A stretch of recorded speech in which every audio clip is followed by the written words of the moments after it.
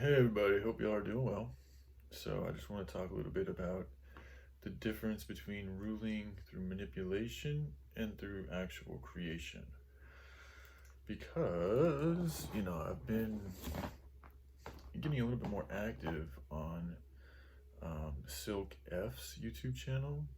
She's a very interesting entity. Um, in fact, I don't think I've ever seen another channel like hers. So I encourage you guys to check it out.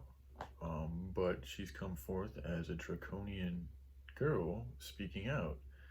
Um, and it's very interesting to see. And I'm actually very appreciative to have the privilege to see these things. So thank you, Silk, for speaking your mind. This is no ill will thing. This is just us conversing amongst, in the universe here is two entities. I don't know if you're going to watch this video, but I left you some comments and I thought I'd further it up with a video.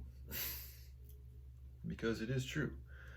These, so-called reptilians, masters of mind manipulation, are ruling the planet by ruling the minds of humanity. They've put things in certain ways. They've prepared and premeditated things in a very, effective manner to perpetuate a lot of poisonous propaganda for us. It's poisonous for us. It's very beneficial for them because they're able to feed off of our energy and our children, just being real.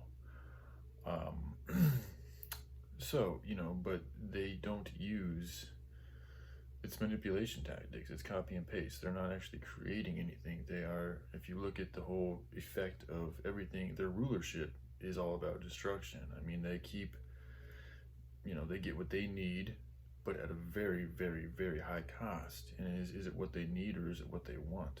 And there's different types of reptilians too. So this isn't completely against all reptilians. I realize that there's good and bad of everything. So I think there's ones that are here to help us and do good and help share the good sciences, and there's also the malevolent ones that rule the world and are pulling the strings on politicians and this and that. And then from their perspective, being a separate species,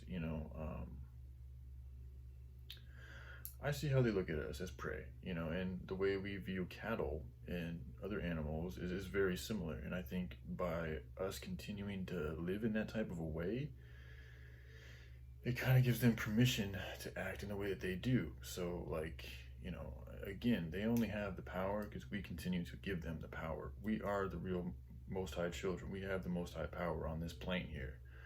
However, we have to step into that power. We have to take responsibility. We have to use that power the right way and stop using it the wrong way. And that's essentially how they've gotten power over us, is they've gotten us to use our power the wrong way so that it actually gives them power.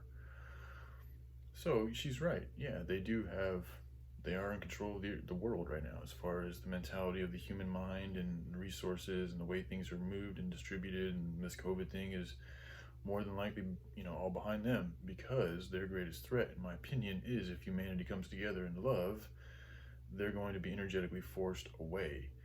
And this goes back to my video I made about battle. I'm not about attacking, really.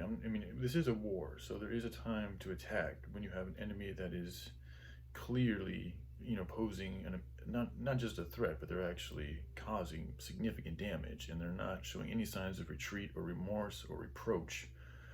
That's an attack on us. So sometimes the greatest defense is to attack. And in that sense, the attack that I'm still talking about would literally be us just moving our energy and our bodies and who we are forward, closer proximity to them, knowing that our energetic vibration is going to repel them. Now, when that happens, I have a feeling that there's going to be a retaliation, and there might even be retaliation beforehand. And this is where the training with the swords, but it's really about doing things the right way, having love in your heart, because, as a fighter, the dog who's in the right wins the fight. It's very simple. So we have to be right with who we are. We are human beings. We are here to take care of life, not to destroy it. So with that being said, we use defensive means. We wait for the counter. If they come at us like that, then we'll be ready. But essentially, we'll be a moving, perpetuating force to move that which is moving us in a negative way. We're going to move that negativity somewhere else. And then once we've done that and claimed the area for ourselves, we can start rebuilding the right way. But again, I think based on the nature of games and, you know, creation and conflict, there's going to be a fight. You know, that's just the way I feel like things are going to go down. You know, I'm a soldier.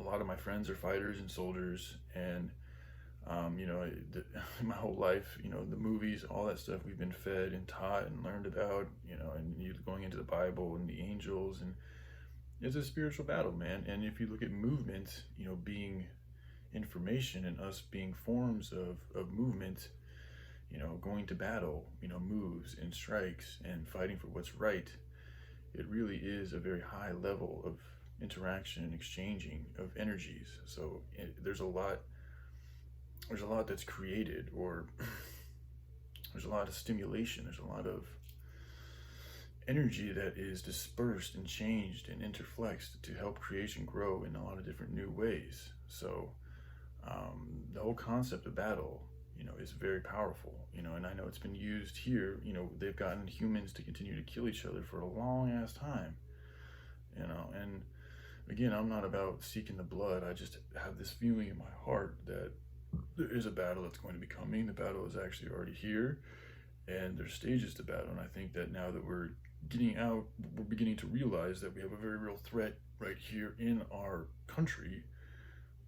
There's things that are going to have to be done to deal with that threat. You know, I mean, I just don't feel like asking them to leave nicely is going to work. Now, maybe it will, and that would be awesome. And maybe our energetic vibration will be enough to move them as well. That would be beautiful too. But again, you know, the nature of the beast to me is to attack. So I'm going to expect that attack is going to come, and I'm going to be prepared for that attack. But, you know, I'm not going to go and seek out the blood. You know, that's not what I'm here to do. That's not what I want, you know. However, if they're holding, you know, children captive, for instance, you know, if things are learned, like there's operations that are completely designed to fuck with humanity's heads, like you gotta ask yourself, like, well, how do we deal with that? Should there be some forcible action to get these people out of here? And if so, like, what if telling them to leave isn't enough? You know, what is the next step for that procedure? You know, I bring up these things because I talk a lot about defense and being peaceful and not seeking blood, but there's a difference between being a warrior and fighting and having to kill in battle, and a murderer, which is somebody that just, you know, commits, you know, murder, killing something out of an emotional response, not out of an actual fight or purpose for something that's right. There is a difference. So anyways, hope you guys are doing well, and I love y'all. Have a good day. All right, bye.